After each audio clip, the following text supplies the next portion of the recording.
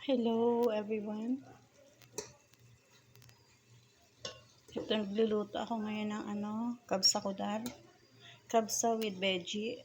Pero ang veggie na ilalagay ko patatas lang kasi yun lang yung kinakain nila patatas. Ang ingredients ko nga pala dito ay ito, yellow powder, lemon powder, salt, cinnamon powder, tapos ito yung pang kabsa. Yan. Then ito yung kahit saan pwede mong gamitin, kahit sa meat, sa chicken, pwede yan. Okay. Pinapakulo ko na po siya ngayon. Kailangan lumambot muna siya ng konti bago ko lagyan ng tubig.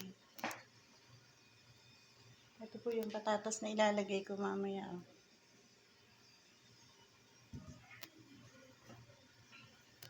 Okay. Waiting lang para lumambot ng konti. Lalagyan ko siyang ng bell pepper. Okay, bye for now. Thanks for watching.